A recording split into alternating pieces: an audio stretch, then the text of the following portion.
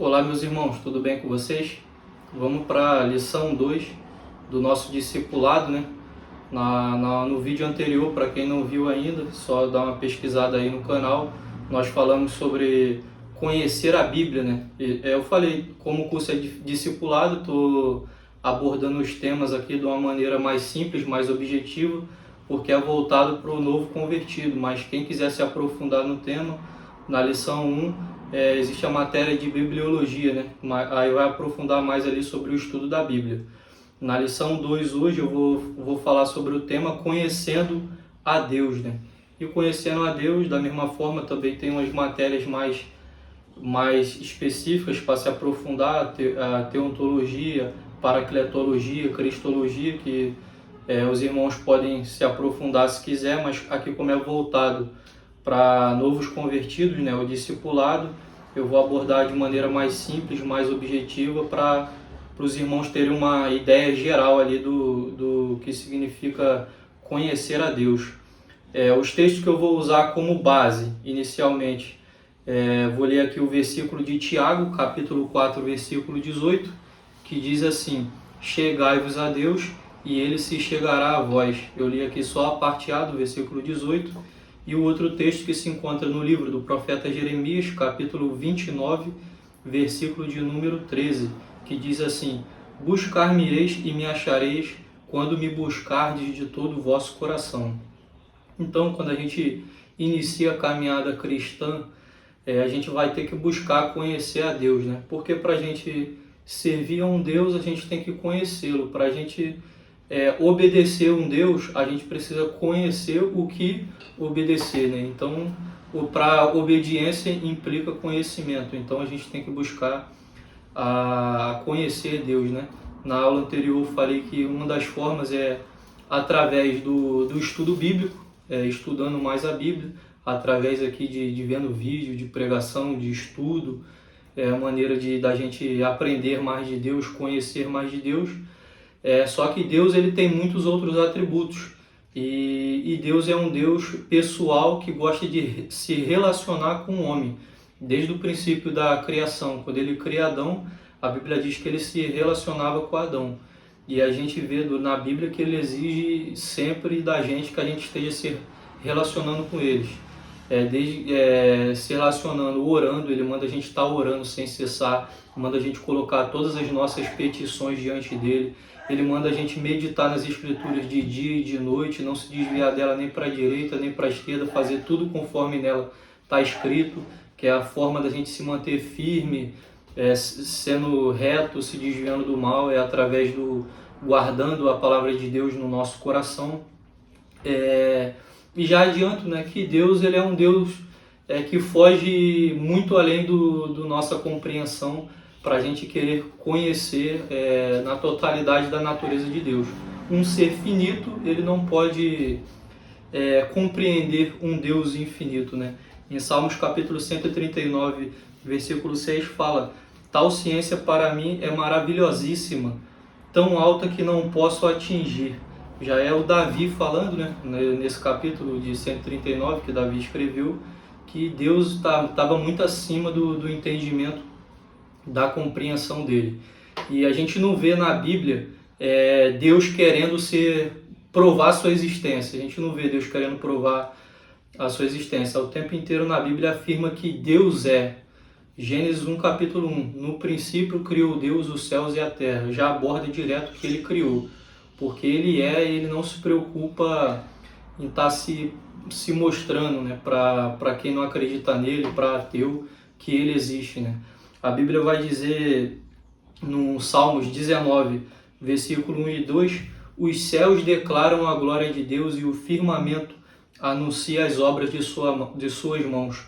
Um dia faz declaração a outro dia e a noite mostra sabedoria a outra noite.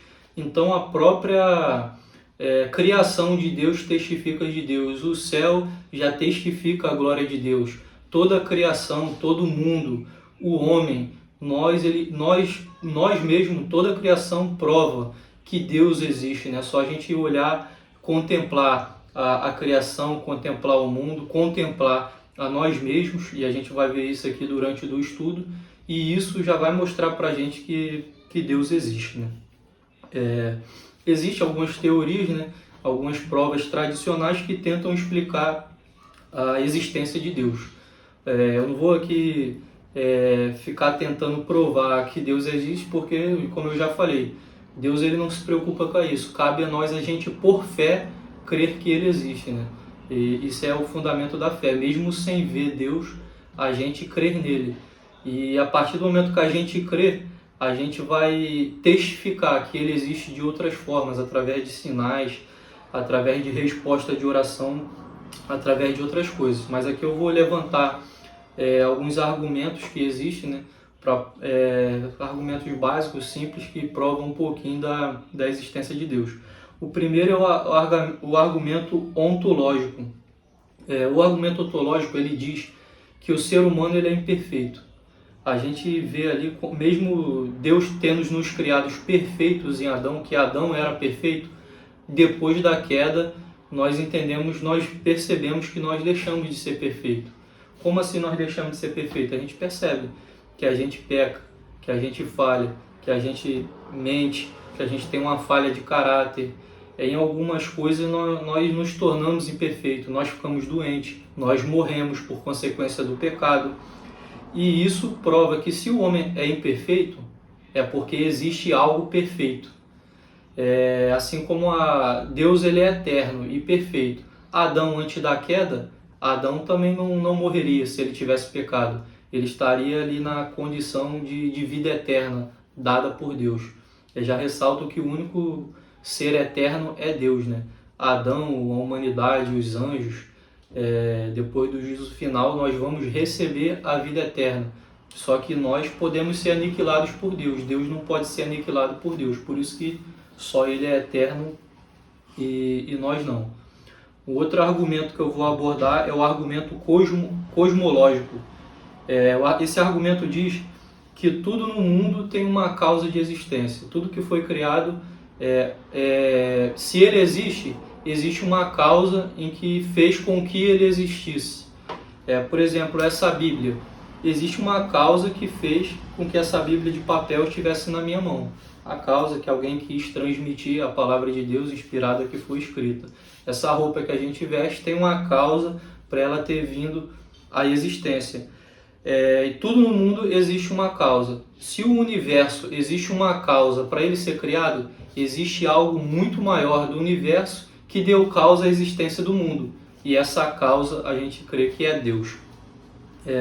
O outro argumento é o argumento teleológico. O argumento teleológico, ele observa que o mundo ele tem uma ordem, ele tem uma inteligência, ele tem harmonia, ele tem desígnios, objetivos de terem sido criados. Se tem isso no universo, tem isso no nosso DNA, para quem já viu em algum vídeo, que a própria natureza, o corpo humano em si, né, se a gente avaliar, existe algo muito inteligente que para o homem ter sido criado. A gente foi criado de uma forma inteligente, o universo. Se a gente estudar o sistema solar, como os planetas orbitam em torno do Sol e está em harmonia, então a gente vê que um ser dotado de uma inteligência muito superior deu causa à existência do universo. Então esse argumento teleológico mostra que uma inteligência superior criou o universo de uma maneira inteligente.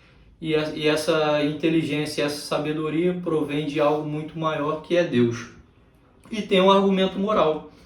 A gente percebe esse argumento moral pela nossa moral humana. Até mesmo antes de existir a Bíblia, já existia a moralidade no homem. Para o homem viver em sociedade, que o homem em si ele necessita estar em sociedade, o próprio Adão, a Bíblia diz que criou a mulher, criou Eva, para que Adão não tivesse só, porque o homem é um ser social. E para o homem viver em sociedade, ele precisa respeitar aquele com quem ele convive. Então existem regras sociais, mesmo que não esteja escrita, moralmente existem essas regras. Porque como que a gente sabe o que é certo e o que é errado? Nem tudo no direito, aqui no Brasil, por exemplo, nem tudo está escrito em lei, escrita no direito, mas a gente sabe que existem coisas que ofendem a moral. Da onde vem essa moral do ser humano? A moral do ser humano provém de Deus. Deus ele tem a moral perfeita, ele é o padrão de moral que nós temos. E a gente sabe, mesmo sem Bíblia, sem legislação de direito, a gente sabe quando a gente está fazendo uma coisa que é boa e quando a gente está fazendo uma coisa que é ruim. E isso muito antes da lei ser dada ao homem, da lei de Moisés, do Velho Testamento, do Novo Testamento, da Bíblia, o homem já sabia, já tinha essa concepção do que é bom fazer, do que é o bem e do que é o mal. E hoje, muito mais do que isso, nós temos a Bíblia como a nossa regra de fé para a gente criar, e é o caráter moral da Bíblia, que a gente continua cumprindo hoje, é o caráter moral de Deus.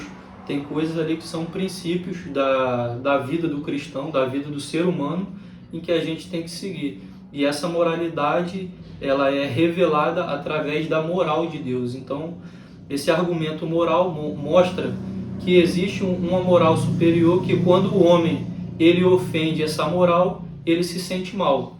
Hoje que o Espírito Santo está na Terra, o Espírito Santo revela a gente. Quando a gente comete um erro, o Espírito Santo, para quem é nascido de novo, é nova criatura, a gente se sente no nosso coração que a gente pecou contra Deus, que a gente desagradou a Deus, mesmo sem ter ninguém vendo. Se você é novo convertido, antigamente você tinha costume de estar na balada, assim, bebedando. Se você fizer isso escondido, mesmo que ninguém te viu, ninguém da igreja te viu, né? Você foi lá e cometeu um pecado, você não é casado, aí antes de você se converter e ter um encontro com Deus, você fornicava. Se a partir do momento que você teve um encontro com Deus e você for fornicar, você vai sentir o Espírito Santo te acusando que você errou, que você desagradou a Deus. Então esse argumento moral, ele prova que Deus existe também. Aí eu vou falar aqui um pouquinho sobre a natureza de Deus, né? Lógico que eu não tenho como esgotar esse assunto, como eu disse, e tem muita passagem na Bíblia que fala sobre isso. O homem não tem capacidade de explicar totalmente Deus. Eu vou falar aqui de alguns tópicos principais. Na natureza de Deus, a Bíblia vai falar que Deus é Espírito. No Evangelho de João, capítulo 4, versículo 24, Jesus falando com a mulher samaritana. A mulher samaritana pergunta a Jesus, né, tira uma dúvida que o povo tinha, né, entre os samaritanos e os judeus. Eles tinham uma discordância ali, se tinha que buscar a Deus ou no monte ou no templo. Os judeus buscavam a Deus no templo, os samaritanos no monte. Aí Jesus ele fala que não era nem no monte nem no templo. O verdadeiro adorador adora a Deus em espírito e em verdade, porque Deus é espírito e importa que os verdadeiros adoradores o adorem em espírito e em verdade. Então, o primeiro atributo aqui da natureza de Deus que eu vou abordar é que Deus é espírito. Então, a gente vai agradar a Deus por meio do nosso espírito, né? A gente tem que adorar a Deus verdadeiramente em espírito. Não adianta eu ir para a igreja como um compromisso, não estar ali de coração, porque eu não vou estar agradando a Deus de estar ali. Eu tenho que estar lá cultuando em espírito e em verdade, senão nada adiantou. Não adianta eu ir lá e dar um dízimo como me sentindo obrigado a estar dando aquilo dali, mas está dando forçado e não está dando de coração, não vai estar agradando a Deus. A Bíblia fala, se você tem uma oferta e for entregar ela diante do altar, e na hora de entregar lembrar que tem alguma coisa contra teu irmão, guarda a tua oferta, vai primeiro, se reconcilia com teu irmão, depois vem e entrega a oferta. Por quê? Porque não adianta. Você tem que, para agradar a Deus, tem que ser em espírito e em verdade. Para adorar a Deus, tem que adorar em espírito. O outro atributo é que Deus ele é infinito, né? Em Salmos 90, versículo 2, a Bíblia vai dizer que antes que os montes nascessem, antes que o mundo e a terra fossem criados, tu és Deus. Deus, antes de tudo ser criado, ele já existia. Gênesis 1:1, no princípio criou Deus os céus e a terra. Então ele que cria todas as coisas. Todas as coisas foram feitas por ele, e sem ele nada do que foi feito se fez. Então Além de infinito, Deus é atemporal. Ele não pode ser dimensionado nesse mundo. A gente não consegue botar Deus dentro de um quarto e trancar ele lá, porque ele está em todas as coisas. Ele está muito acima do universo, né?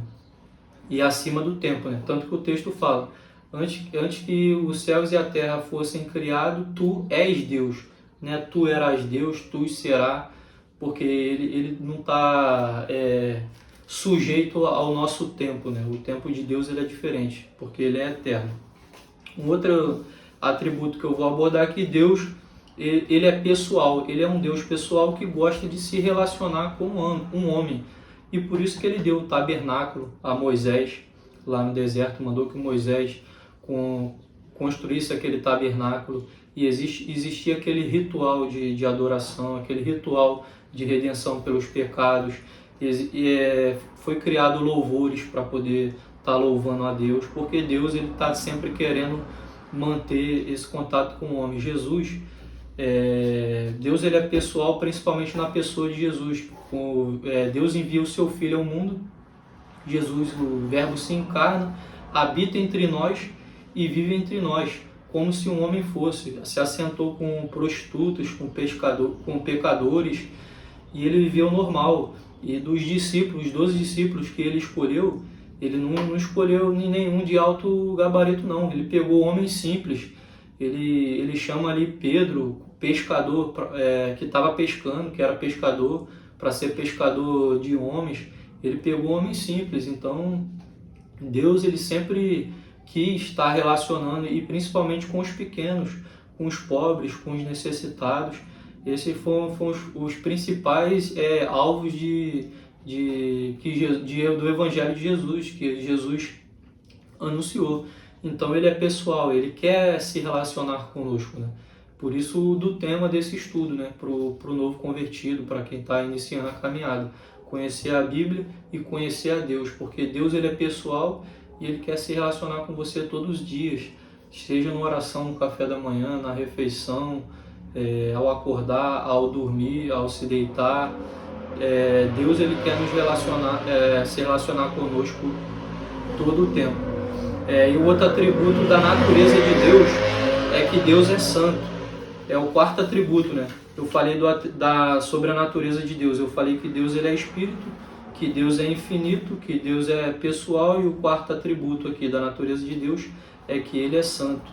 No livro de Isaías, capítulo 6, a gente vai ver a visão de Isaías. Ele vê o trono, e quando ele vê, ele teme, porque ele sabe que Deus é santo, e ele fala que ele vai perecer, ele acredita que ele vai morrer, porque ele é um homem de lábios impuros, que habita num povo de impuros lábios, e os olhos deles viram o Rei, o Senhor dos Exércitos. E ele tem aquela visão maravilhosa dos serafins ao redor do trono de Deus, bradando santo, santo, santo, incessantemente.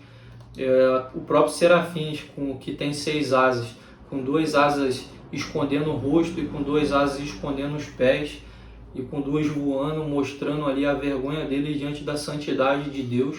E os serafins são santos, significam seres de fogo, são os seres mais próximos de Deus, são os serafins. E ali eles, na visão de Isaías, eles estavam ali constrangidos com o tamanho santidade de Deus.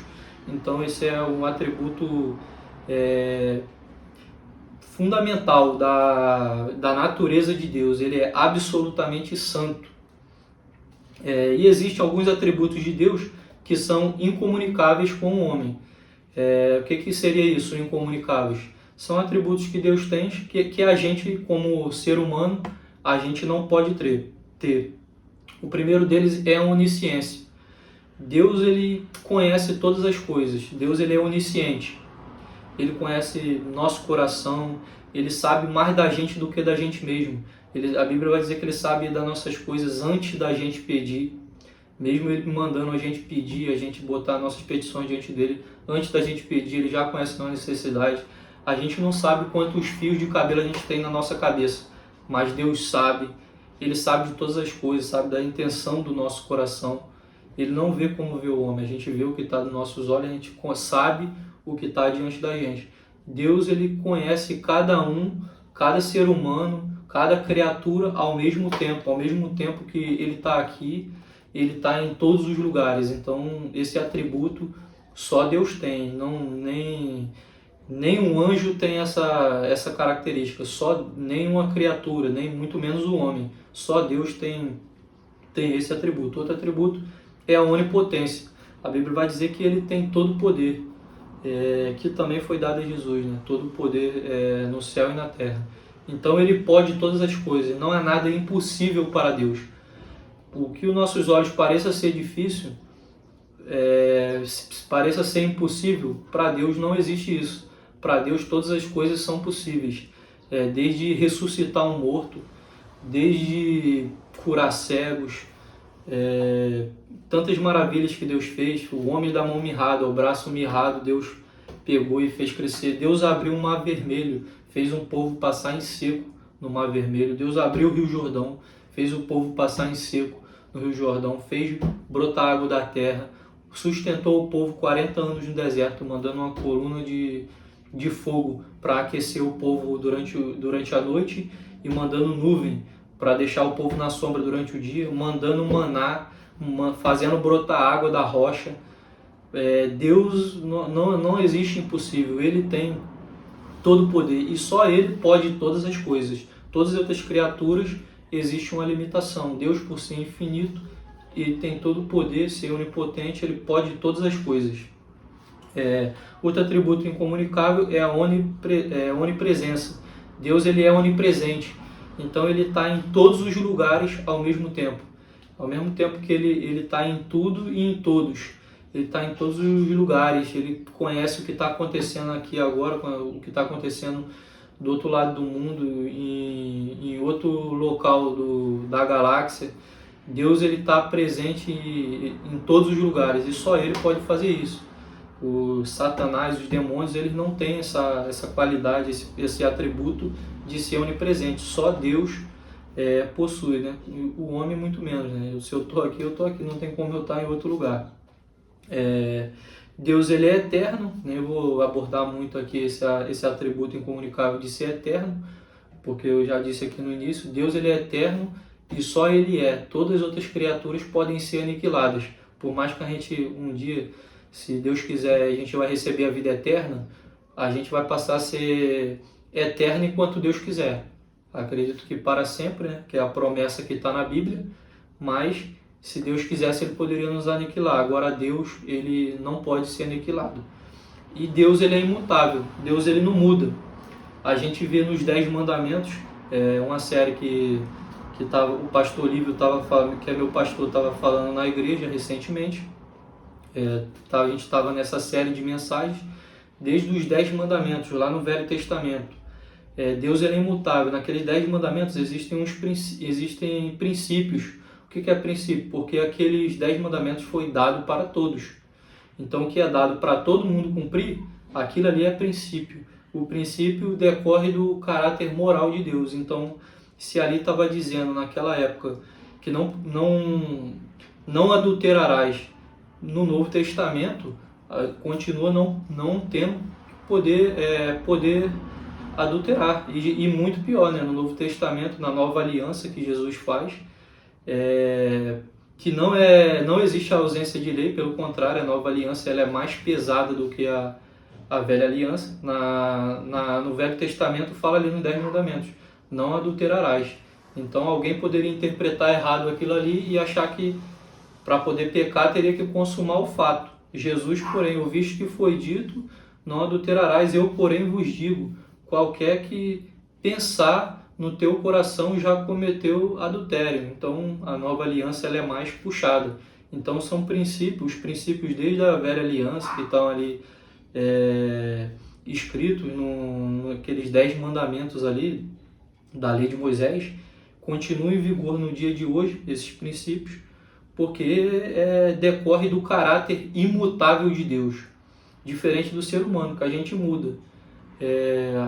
O Wanderson hoje, que eu tenho 30 anos, sou uma pessoa. Há 10 anos atrás eu era outra, tinha uma concepção diferente de certo e errado do que eu acredito hoje. daqui a 10 anos eu posso ser outra pessoa totalmente diferente.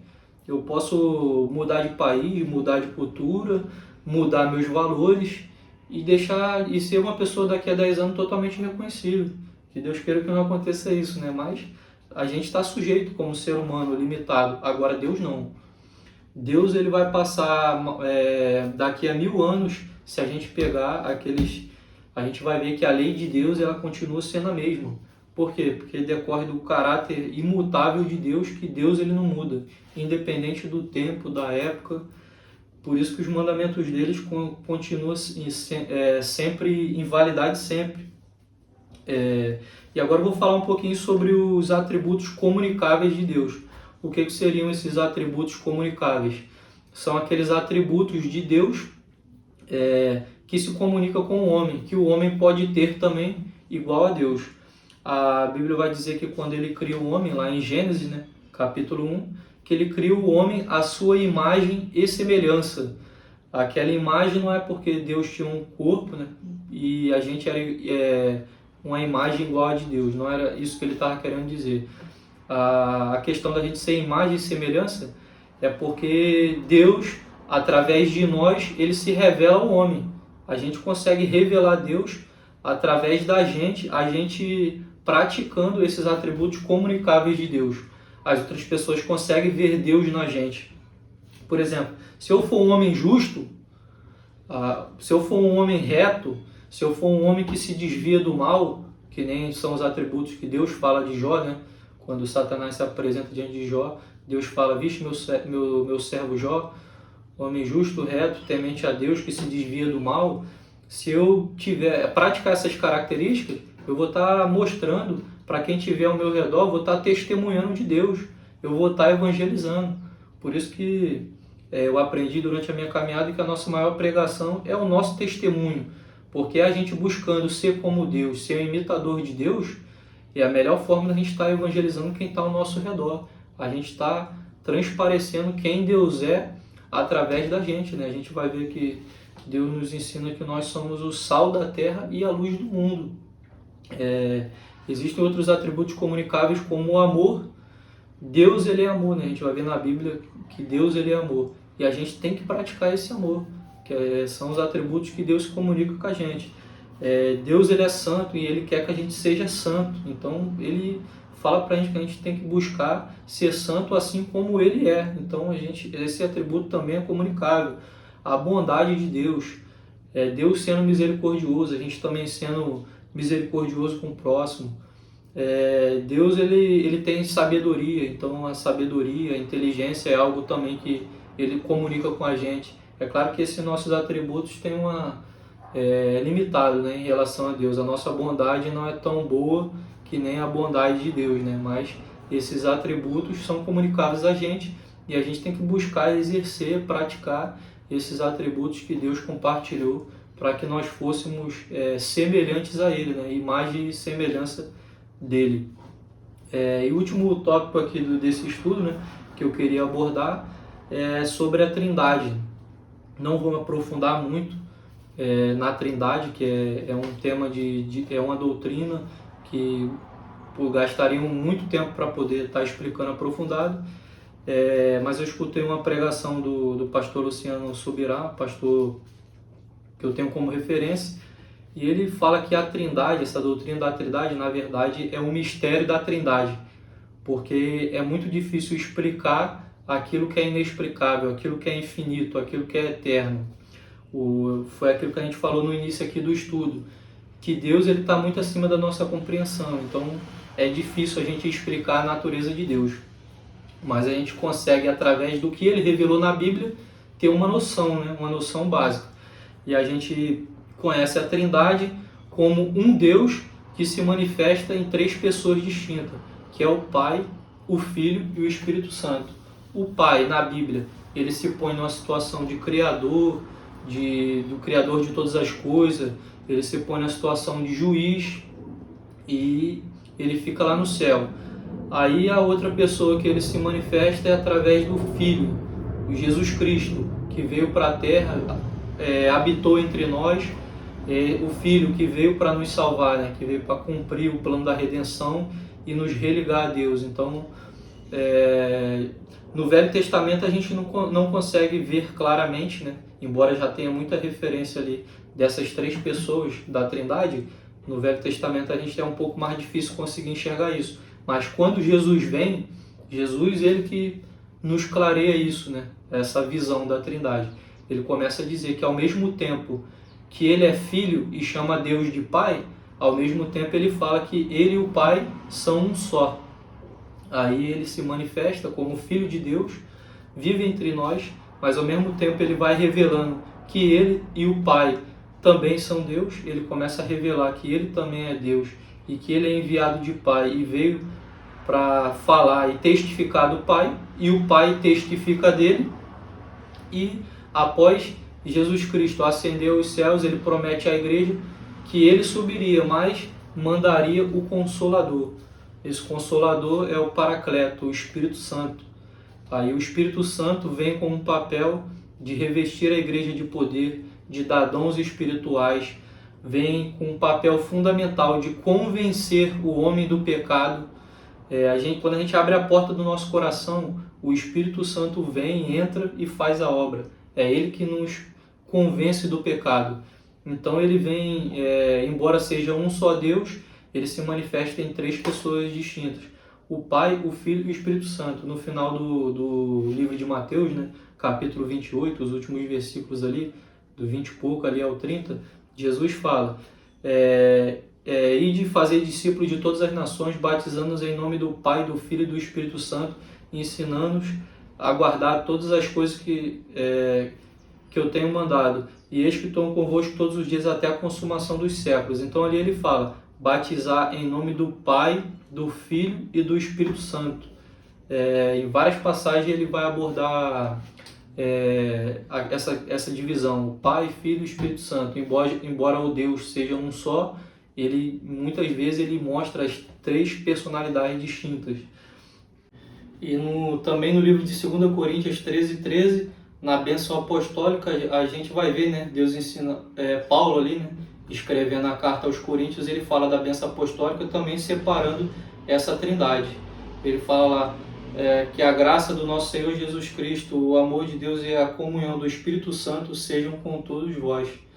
É muito usada na igreja, né, essa bênção apostólica, e ela mostra ali também Deus revelando ali as três pessoas. É até aqui que eu queria trazer, né, esse assunto. Se você gostou aí do estudo, curte aí para ajudar o canal, que está iniciando agora o canal, né? Se inscreva aí no canal. Se tiver alguma contribuição com o estudo, quiser comentar aí, colocar alguma contribuição, será muito bem-vindo, tá ok?